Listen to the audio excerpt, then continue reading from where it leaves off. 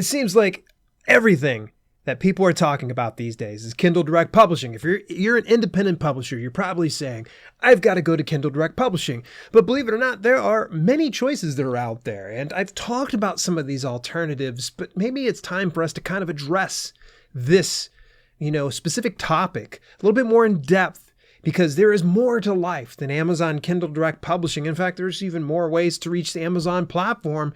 And we're going to talk about some of those choices, 10 of those to be exact, in today's podcast. Learn how to publish books and build your author business with award-winning author and self-publishing consultant Dale L. Roberts. This is the Self-Publishing with Dale podcast. I want to just talk to you just for a second here. I've been talking about Dibly Create for the past few months, and for good reason, beyond simply that they're my sponsors, of course. Dibly Create has improved my workflow, empowered me with readily available writing tools, and made all of it accessible regardless of where I work or what device I use. One of the coolest features they have is their AI-powered assistant Kip that helps with rewriting, research, summaries, brainstorming, and so much more. You get this. If you're paying for ChatGPT 4, you might as well cancel that, because you get the same access and more when you're doing Dibly Create. The best part of it is you don't need to have any fancy prompts, because Dibly Create has a library of prompts for any easy plug-and-play interface. So this is just, wow, it's one of the best things. So find out why I rave so much about Dibly Create when you visit my affiliate link at dalelinks.com/diblycreate. You can take an additional 25% off the annual plan if you use the coupon code BLACKFRIDAY25 till November 30th of 2023. Oh, that's really good. 25% off. You can still get free or premium access today to Dibly Create. Just visit that affiliate link. Of course, it's inside the notes as per usual. Hey, we have got a list of 10 of the next big thing to Amazon KDP. Some of these platforms are super promising. I'm just going to tell you that it's going to be a summary. I'm not going to be able to deep dive on each one of these avenues. I have deep dived on pretty much all of them I'm going to mention at this point at some capacity. I just want to kind of rehash some of these things. So it kind of gets you to thinking about a different launch strategy going into 2024. So keep in mind, this is not an exhaustive list. Yeah, there's tons more, believe it or not. Features will change. I can't change that. It's so funny. Sometimes I get these comments on YouTube like, so-and-so doesn't have this anymore. Yes, that's great. Please pay attention to when I'm publishing these videos, because chances are very likely those features have changed or they might have improved. So I'm just going to do my best to give you the best information. It's up to you to do the research to see if it's a good fit for you. So I'm going to lead this one here. Number one, it's probably the platform you hear talked about the second most to Kindle Direct Publishing. It's Ingram Spark. Ingram Spark is a great distribution platform. It's been around for over 10 years now. Founded by Robin Cutler. Robin's gone on to do other things now. It's being managed by Paige Allen now, who's the director of Ingram Spark. They are great for print distribution for a variety of reasons. First of all, Ingram Spark is under the Ingram Book Group umbrella. And Ingram Book Group has distribution to over 40,000 online retailers, brick and mortar stores, and libraries. They have such wide reach. They have the widest reach of any platform out there. Now, I say it's great for print distribution. We're going to get to why I'm not the biggest fan of their ebook distribution in just a second here. Now, for their print distribution, they have a number of different print options you can do between paperback, hardcover with dust jacket, different types of paper. They even have a special type of paper called groundwood, which is a little thinner. It's a little bit more cost effective. So for some reason you want to profit more, then that's probably an option to look into. Now, I'm not the biggest fan of their ebook distribution because it's an all or nothing model. And to my recollection, and my apologies, I think it was 45% royalty for each ebook sale, regardless of the price that you put it at. Not a fan of that. Again, that royalty might be a little off. I think it was considerably less than KDP. And this is why I don't really consider Ingram Spark to be the next big thing when it comes to ebook distribution to KDP. I personally don't use it since it's an all or nothing type, process. I like to go to platforms that like Apple, Cobo, Google Play, All those other ones, actually Google Play, I don't think is accessible through Ingram Spark. But either way, I like to go direct to those platforms rather than putting a middleman, not to mention a middleman that gives you a lower royalty. So this means that you're going to get a certain royalty from those avenues, and they're going to go ahead and take their cuts from this. Yeah, that kind of stinks. I'd love to see them change up this model sometime in the future. Will it happen? I have no insider info, so I can't really tell you for sure. Let's transition over to number 2, Draft to Digital. You've heard me talk about Draft to Digital before. You have not? Well, I'm glad to go ahead and introduce you to this. Now, I want to put underneath this umbrella as well another company called Smashwords, because, gosh, we're almost going on about a couple years now that Smashwords was acquired by Draft to Digital. Now, it's an independent book publishing company that is run by indie authors for indie authors. They have a great reach when it comes to ebook distribution, and unlike Ingram Spark, you can select and deselect specific avenues through them. So, for instance, let's say you want to publish to Cobo Writing Life, or you want to publish directly to Apple Books for Authors. You can deselect that through Draft to Digital distribution.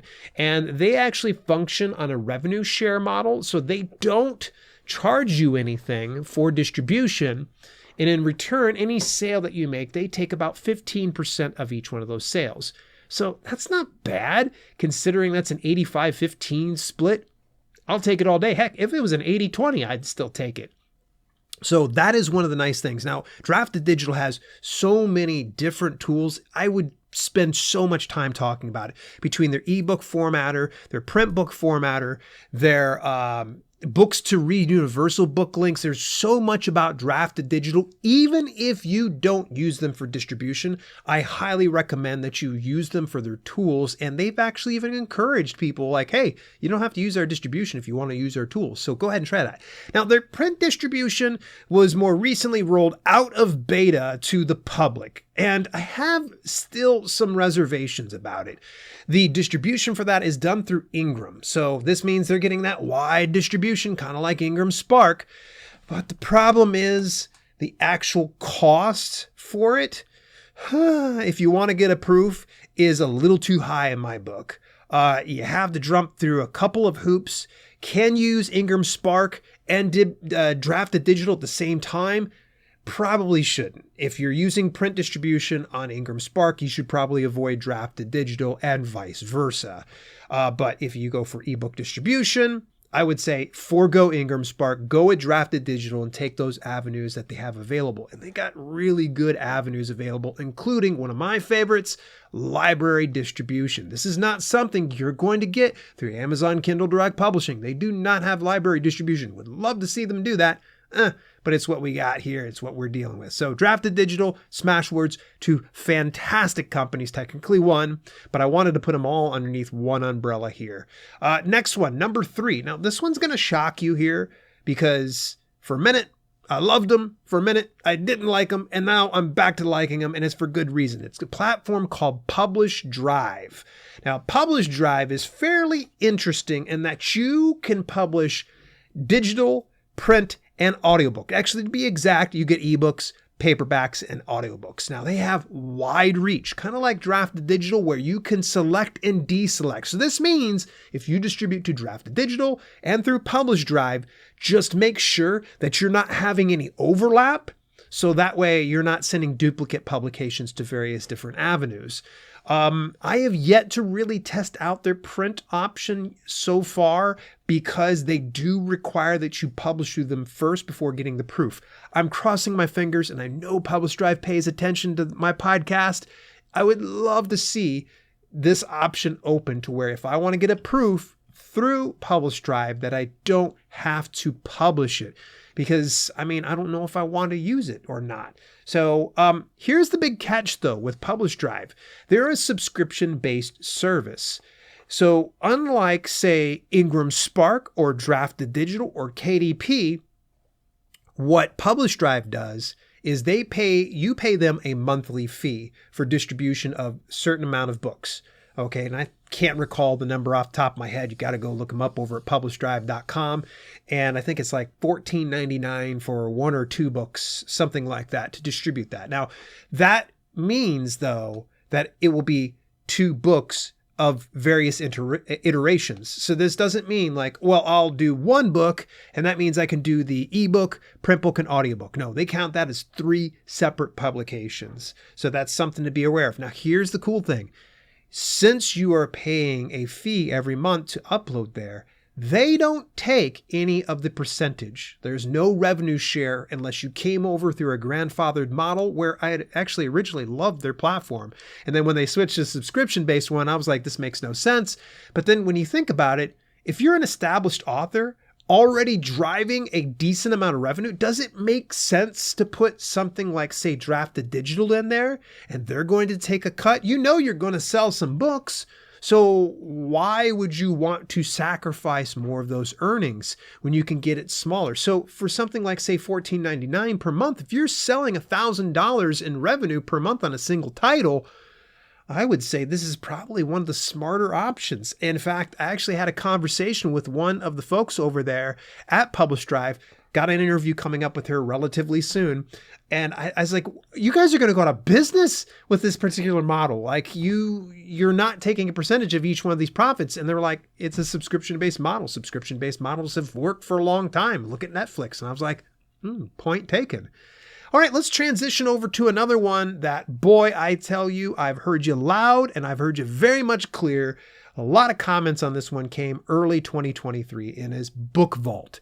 Now, hang in there for just a second because Book Vault is great for print distribution only.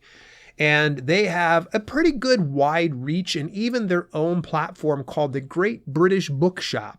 I always got to kind of think of the show Great British Bake Off. I think it's what it's called on Netflix. I watch it every time I go to my dentist. Why they play it at my dentist, I don't know.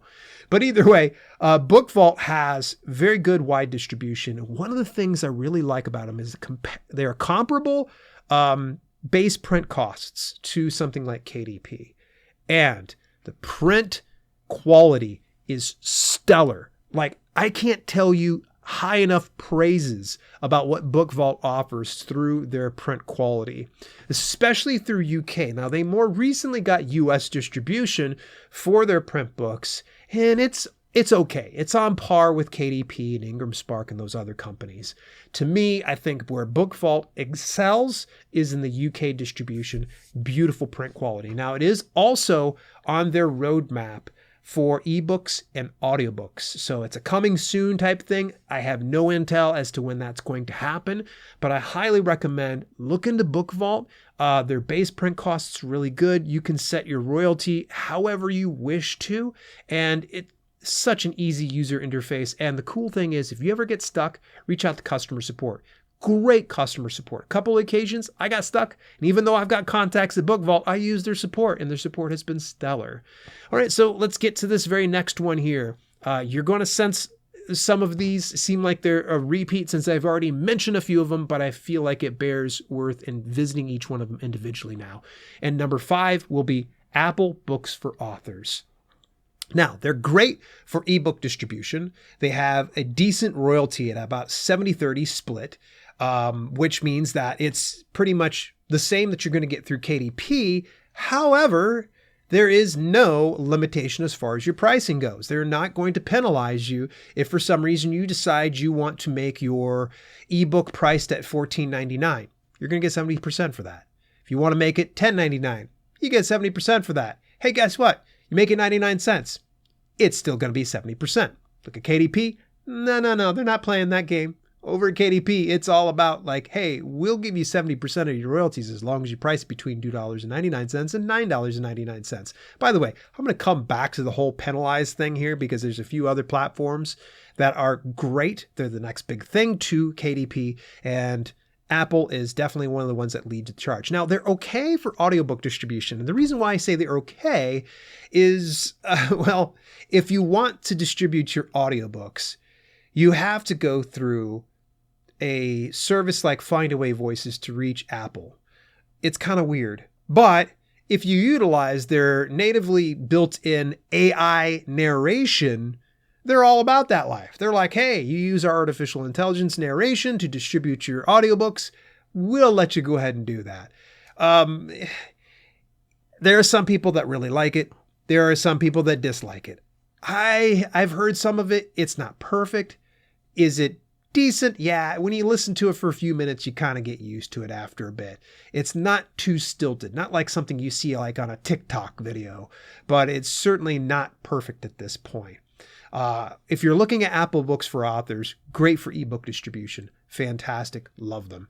All right. Number 6, Cobo Writing Life. Now, I'm really big about these guys. In fact, so much so, a good friend of mine and actually former guest of this channel, Mark Leslie Lefebvre, was the founder of Cobo Writing Life. It's a Canadian-based company. They're great for ebook distribution, audiobook distribution, and library distribution. In fact, actually, I believe it was the parent company, Rakuten, that actually had picked up Overdrive, and Overdrive is library distribution. And then what they did was they directly integrated Overdrive with the Cobo Writing Life dashboard. So if you want to publish right to them, you get the best royalties through Cobo Writing Life. Speaking of royalties, ebook distribution, 70%.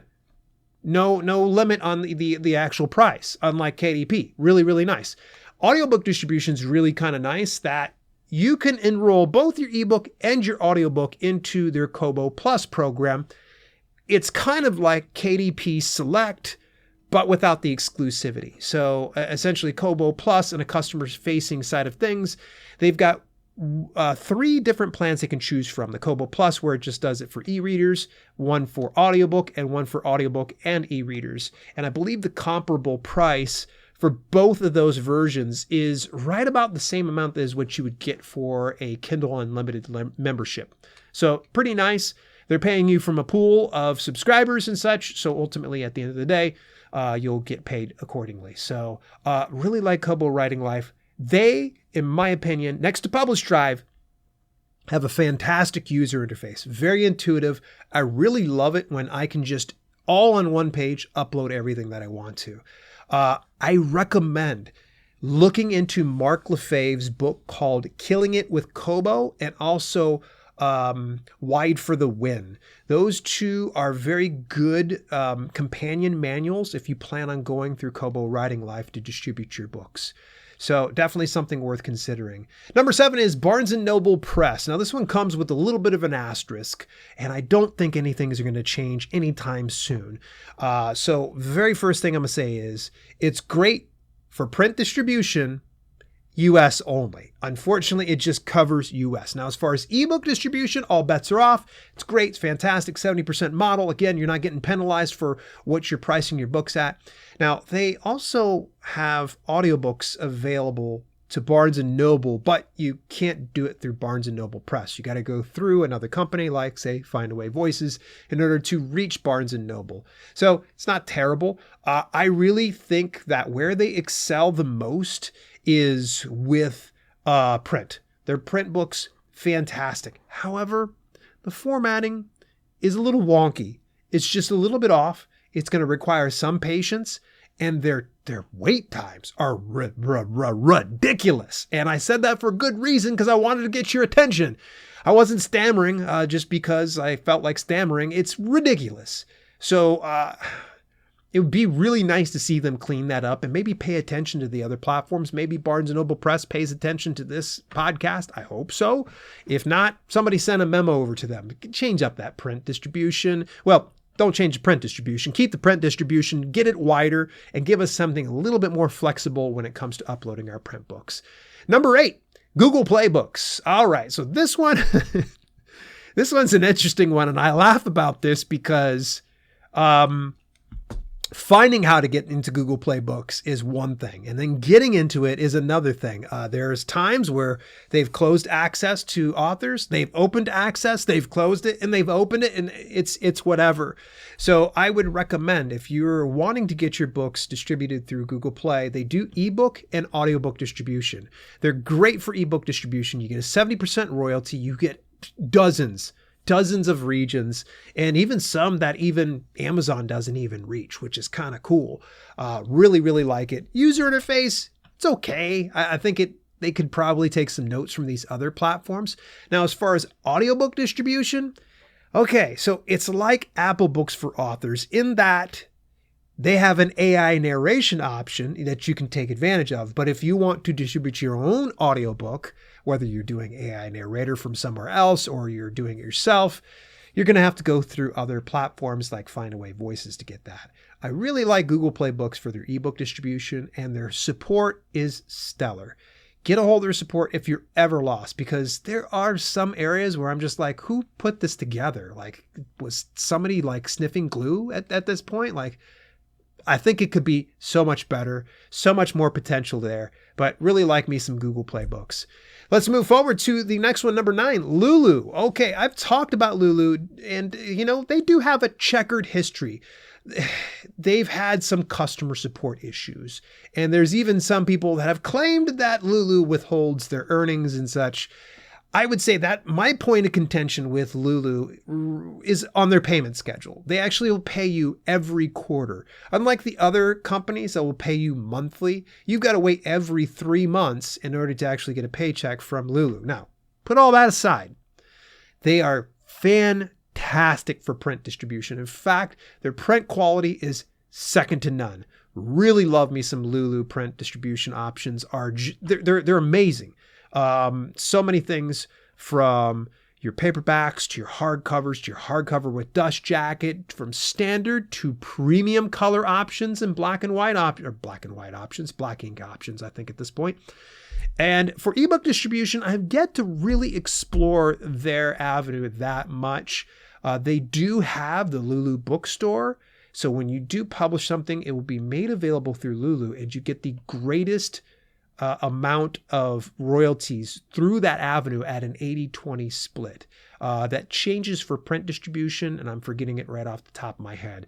Definitely look into Lulu. Just bear in mind there has been some reluctance because of some past issues, but I think the same could probably be said about Ingram Spark and a few of the other platforms I've previously mentioned here. Number 10, this is one that I haven't talked about very much, but I'm sure I'll talk about them sometime in the very near future more often. It will be StreetLib. StreetLib is very similar to something like Drafted Digital or Smashwords in that it is a revenue share model. They are great for ebook distribution, very wide reach. They're okay for print distribution. I think it's only available in paperback, but it's limited distribution, I think, only in the EU, over in Europe. I don't know that they have US distribution yet. They might relatively soon. And this is why I kind of said something at the beginning of this podcast to make sure people aren't coming and beating me up. And they're also good for audiobook distribution. Now, each one of those models actually has a different royalty percentage. What I would recommend is definitely go look at StreetLib. That's street as in like a street that you did, and lib as in LIB. Definitely look into that one. Well, I'm going to give you my final thoughts here in just a moment. The very first thing I want to say is take advantage of the Black Friday deal for Dibbly Create when you use the coupon code of BlackFriday25 through my affiliate link at dalelinks.com/DibblyCreate. Find out exactly why I rave about Dibbly Create when you get free or premium access today. And big shout out to my long-running sponsors, Dibbly Create, for their support. Listen, folks, one of the greatest ways to support this podcast is by supporting my sponsors. Again, that's dalelinks.com/DibblyCreate. Here are my final thoughts.